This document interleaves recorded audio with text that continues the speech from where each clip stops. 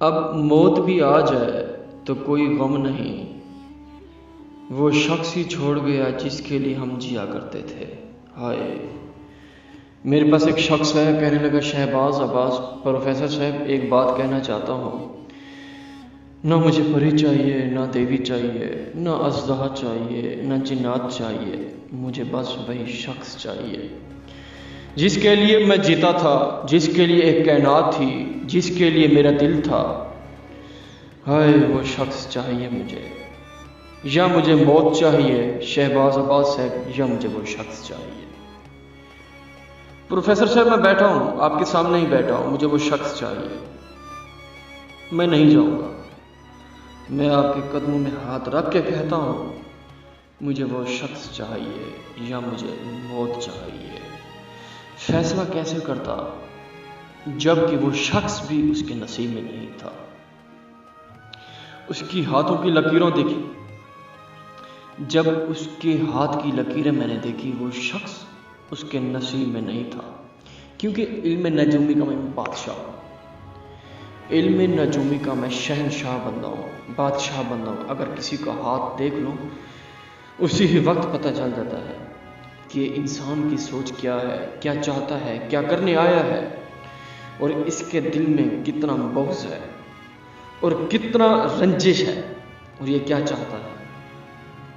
میں نے ایک ہی بات کی کہ ریحان، وہ شخص تیرے نصیب میں نہیں ہے۔ اگر وہ شخص تجھے مل گیا تو وہ پھر بھی تیرے ساتھ نہیں ٹھیک چلے گا کبھی بھی۔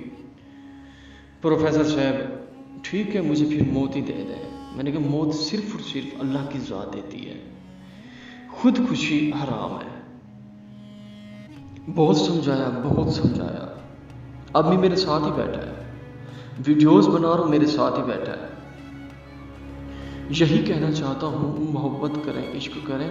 ہاں، ایک چیز کہنا چاہتا ہوں میں آپ سے، محبت ہو جائے تو کسی سے پوچھ کے نہیں ہوتی، بالکل بس ہو جاتی ہے، اسی وقت ہو جاتی ہے۔ آنکھوں سے آنکھیں ملتی ہیں تو لفظ محبت پیدا ہو جاتی ہے۔ ہائے، کیسے بتاؤں آپ کو۔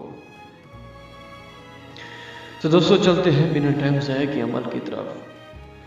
یہ ایک ایسی پری ہے 5 منٹ کے اندر اندر حاضر ہوتی ہے۔ اس پری کو جس نے بھی حاضر کیا، غیر مسلم نے یا مسلم نے، جس نے بھی حاضر کیا 5 منٹ کے اندر اندر حاضر کیا دوستو۔ اور دوستو یہ جب حاضر ہوتی ہے، بغیر کپڑوں کے حاضر ہوتی ہے، اسے سیکس کرنا بہت لازمی ہوگا، بہت زیادہ، ایسے آپ اسے کام نہیں لے سکتے۔ دوستو عمل سے پہلے آپ نے آیت الکرسی کا آپ نے حصار باندھنا ہے، دائرہ ضرور لگانا ہے چھری کے ساتھ، یعنی کہ آپ نے ایک چھری لے لینی ہے، 14 مرتبہ آیت الکرسی کا پھونک مارنا ہے چھری پہ، پھر آپ نے گول دائرہ ڈال کے بیٹھنا، ایسے کبھی نہیں بیٹھنا دوستو، کیونکہ یہ بہت لازمی ہے تاکہ آپ کو رجت نہ آئے۔